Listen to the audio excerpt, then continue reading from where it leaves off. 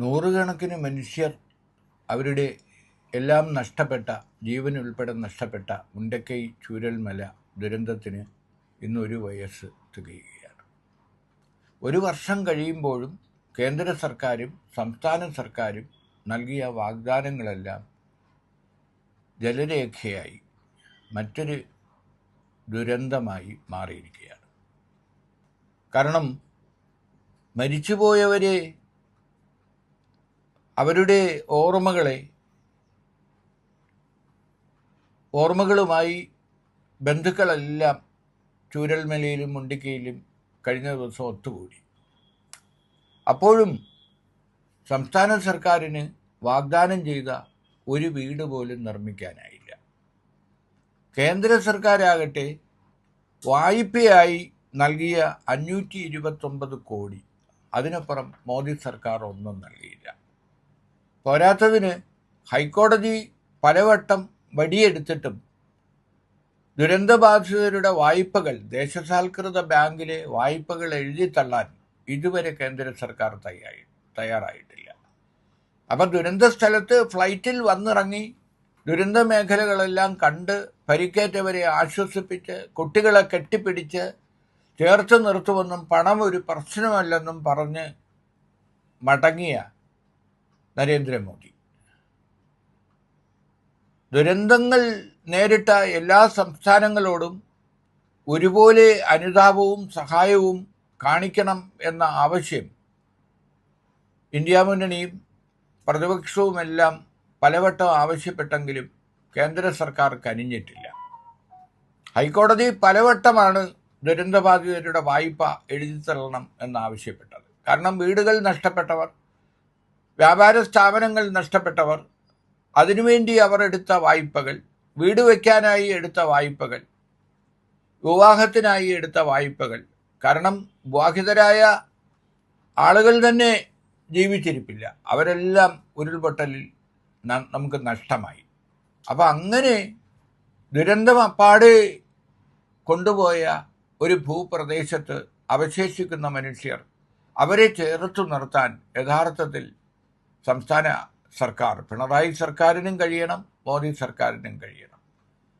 പിണറായി സർക്കാരിൻ്റെ ദുരിതാശ്വാസ നിധിയിലേക്ക്, മുഖ്യമന്ത്രിയുടെ ദുരിതാശ്വാസ നിധിയിലേക്ക് പ്രഗത്ഭരും അല്ലാത്തവരും സാധാരണക്കാരുമായ മനുഷ്യർ നൽകിയ സംഭാവന 772 കോടിയാണ്. അത്രയും തുക മുഖ്യമന്ത്രിയുടെ ദുരിതാശ്വാസ നിധിയിലുള്ളപ്പോൾ തന്നെ ഇതുവരെ ഒരു കൊല്ലം കൊണ്ട് അവർക്ക് വേണ്ടി ചിലവഴിച്ചതാകട്ടെ 98.74 കോടി മാത്രമാണ്. എന്തുകൊണ്ടാണ് ജനങ്ങൾ നൽകിയ ഈ സഹായം അതുപയോഗിച്ചുകൊണ്ട് ദുരന്തബാധിതരെ സംരക്ഷിക്കാൻ, അവർക്ക് തൊഴിൽ നൽകാൻ, അവരെ പുനരധിവസിപ്പിക്കാൻ, അവർക്ക് വീട് നൽകാൻ, കുട്ടികൾക്ക് വിദ്യാഭ്യാസം നൽകാൻ, റോഡുകൾ നിർമ്മിക്കാൻ, കൃഷി നഷ്ടപ്പെട്ടവർക്ക് നഷ്ടപരിഹാരം നൽകാൻ, വ്യാപാര സ്ഥാപനങ്ങൾ നഷ്ടപ്പെട്ടവർക്ക് പുതിയ വ്യാപാരങ്ങൾ തുടങ്ങാനുള്ള സംവിധാനം ഒരുക്കാൻ ഒക്കെ എന്തുകൊണ്ടാണ് കഴിയാതെ പോകുന്നത്?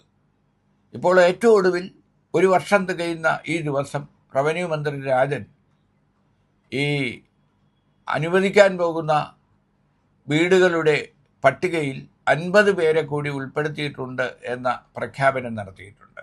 ഒരു കൊല്ലം പഠിച്ച ശേഷമാണ് 50 പേർ ഈ പട്ടികയ്ക്ക് പുറത്തായിരുന്നു, അവർ അർഹരാണ്, അവർക്ക് കൂടി വീട് നൽകും എന്ന് പറയുന്നത്. അതേസമയം മുസ്ലിം ലീഗ് വാഗ്ദാനം ചെയ്ത വീടുകൾ നിർമ്മാണം ആരംഭിച്ചു കഴിഞ്ഞു. രാഹുൽ ഗാന്ധി വാഗ്ദാനം ചെയ്ത 100 വീടുകൾ, അതിൻ്റെ നിർമ്മാണത്തിനായി സ്ഥലം വാങ്ങുമ്പോൾ അതിന് സാങ്കേതിക തടസ്സങ്ങൾ സർക്കാർ ഉന്നയിക്കുന്നു എന്നാണ് സിദ്ദിഖ് MLA ഇന്ന് ആരോപിച്ചത്. സംസ്ഥാന സർക്കാർ ഹൈക്കോടതിയുടെ വിധിയുടെ വെളിച്ചത്തിൽ സ്ഥലം സ്വന്തമാക്കുകയും അവിടെ നിർമ്മാണ പ്രവർത്തനം ആരംഭിക്കും എന്ന് പറയുകയും ഉടനത് ഡിസംബറിനകം വീടുകൾ നിർമ്മാണം പൂർത്തിയാക്കും എന്നാണ് പറയുന്നത്. അപ്പോൾ എന്താണ് സംസ്ഥാന സർക്കാരും കേന്ദ്ര സർക്കാരും മോദി സർക്കാരും പിണറായി സർക്കാരും ദുരന്തബാധിതരായ ആളുകളോട് കാണിക്കുന്ന സമീപനം. ഒരു സർക്കാരിൻ്റെ ഏറ്റവും വലിയ വിജയം എന്ന് പറയുന്നത് ജനങ്ങളുടെ ജീവനും സ്വത്തും സംരക്ഷിക്കുകയും അവർക്ക് പ്രതിസന്ധി ഉണ്ടാകുമ്പോൾ ഓടിയെത്തുകയും അവരെ കണ്ണീരൊപ്പുകയും അവരെ താങ്ങി നിർത്തുകയും അവരെ ചേർത്ത് പിടിക്കുകയും ചെയ്യുമ്പോഴാണ് ഒരു സർക്കാർ ജനകീയ സർക്കാരായി, ജനങ്ങളുടെ സർക്കാരായി മാറുന്നത്. അക്കാര്യത്തിൽ സത്യസന്ധമായി വിലയിരുത്തിയാൽ പിണറായി സർക്കാരും മോദി സർക്കാരും ഒരു കൊല്ലമായി പരാജയപ്പെട്ടിരിക്കുന്നു എന്ന് പറയേണ്ടി വരും.